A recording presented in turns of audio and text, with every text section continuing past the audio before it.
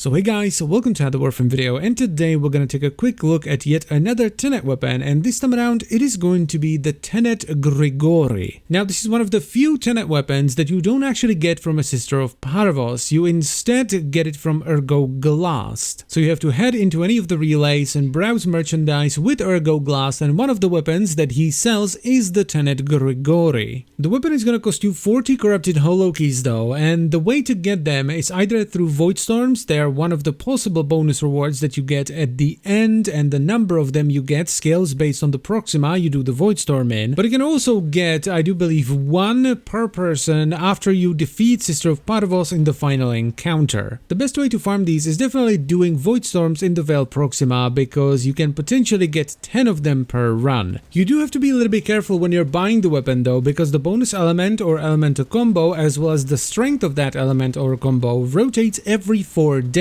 So don't just buy the first one you see, check for the bonus element to see whether it's good or not, and then also check how much of that bonus element it has. The Tenet Grigori is a mastery rank 14 scythe that does 228 damage per hit, 136.8 out of which is slash, 82.1 is puncture, and 9.1 is impact. The weapon is pretty fast with an attack speed of 1.08, it has decent crit chance at 24%, but unfortunately a below average 1.6 times crit multiplier with 2.5 range, which is somewhat standard for these kinds of weapons, and it has very high status of 38%. But that's not all, because the Tenet Grigori will also halt its combo counter when you holster it, so you don't have to worry about losing your combo counter when you switch to your secondary or primary, and it also comes with a unique mechanic, where if you do a heavy slide attack, you will send out a rotating disc that will do the heavy attack damage to all enemies it hits, and the distance it travels is based on your combo counter. Now, I'm not sure if this next part is intended as well, but this disc is also sent out on the second stage of a regular heavy attack, which is infinitely easier to do and aim than a heavy slide attack. The unfortunate thing about it though is that it doesn't retain the properties of the combo, because the heavy attack on Stalking Fan, which is the stance I'm using, has a forced slash proc, but unfortunately the disc does not force proc slash. You have to hit the enemy with the actual scythe to force proc slash. Also, the disc has infinite punch through against enemies, and it will ricochet off of hard surfaces. And finally, since this is a Tenet weapon, it does gain more capacity, and you also extract more mastery from it as you put on more and more Forma, up to a maximum of 5. So if you want to squeeze the absolute maximum out of this thing in terms of mod capacity, extracted mastery, and also unlock the ability to install a lens,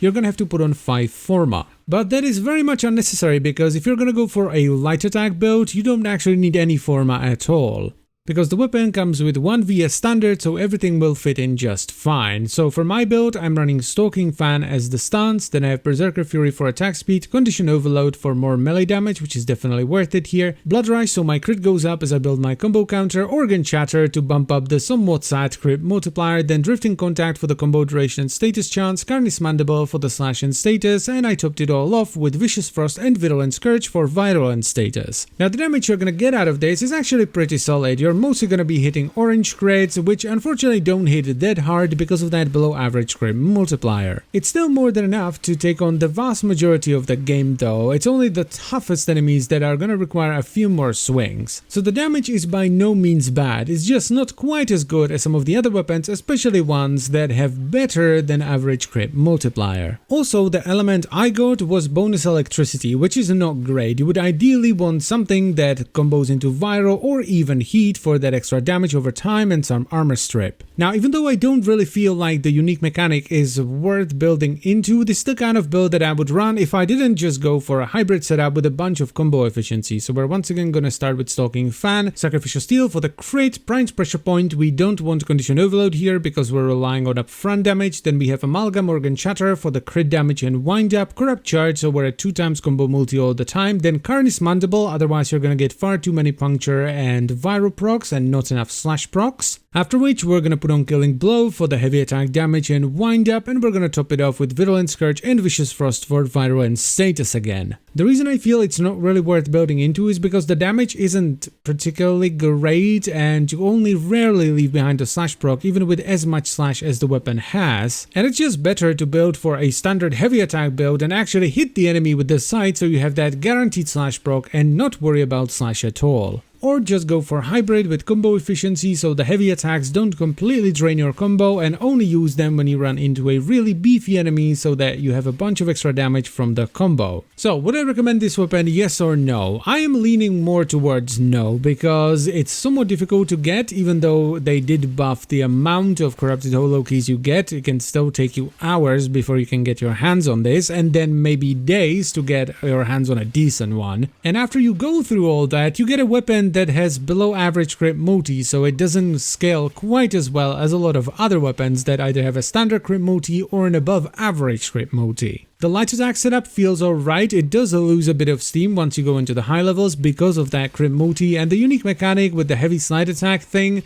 I don't know, it just doesn't feel strong enough to make it worth it. So I would only recommend the Tenet Grigori if you think it looks cool and you think you would have fun with it. Otherwise, I think it's a safe one to pass. And that is pretty much it for the video, so I thank you very much for watching as always, guys. I hope you've enjoyed it and found it helpful, and I will see you next time. Bye bye.